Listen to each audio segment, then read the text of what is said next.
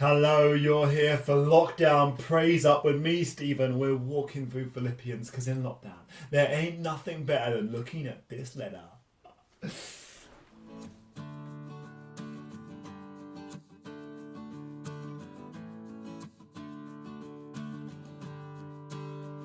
It's Friday, the frock for the flock, and to mark this last lockdown praise up of season 2, I have gone in my somber clothes, all black and a bit of white on the tie. And so why not do that? Dress up in your somber clothes, put the hood up, a moment's silence. Anyway, we're back into Philippians chapter 4, looking at this big theme of peace. And now I am an old man who loves SpongeBob SquarePants. What an incredible show. I know, a bit embarrassing. But for those of you who don't know, SpongeBob is about a little sea square sponge who is an incredible chef making the most famous, beautiful, delectable burgers under the sea, the Krabby Patty. And in SpongeBob, there is a secret formula. A secret that everybody is after. The Krabby Patty secret formula. And because this secret, it brings joy to thousands. The patties are so delicious. Oh, SpongeBob. And Paul knows a secret. He knows a secret that he's about to share with us. That's going to bring joy to your life. This is a secret we need to hear. Have a look at verse 12. I have learned the secret of being content in any and every situation. The secret to contentment. Satisfaction, peace in every circumstance. And Paul knows where to find it. Like, this is remarkable. I want to know. Please tell me, Paul. Have a look at verse 12. I know what it is to be in need, and I know what it is to have plenty. See, Paul has experienced the ups and downs, the extremes of life. He's been there. And if you want to see just how extreme his life has been, have a read of 2 Corinthians 6 verses 3 to 13. It's brutal what he's been through. And yet despite all that, despite being in prison, as he writes Philippians 4, he says, I know how to be content. It's like the sea. You know on the sea there are those buoys, those like plasticky weird things that they float, right? Paul is saying basically, look, I know how to be one of those buoys. Because those things are incredible, right? If the sea is raging and ferocious, violent, crazy, stormy sea, it still floats. It's still steady. If the sea is calm and still and lovely, it still floats. It's still steady.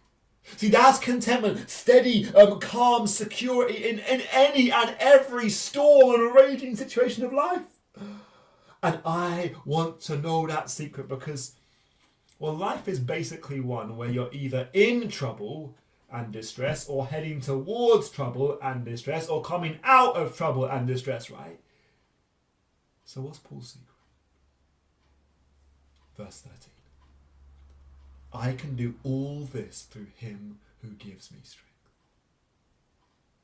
There it is. If you got Jesus, you got what you need. Paul has survived shipwrecks. He's survived beatings. He's surviving imprisonment because he's holding on to Jesus. If you got Jesus, you got what you need. Or to put it another way, you have all you could ever need in Jesus. That's the secret.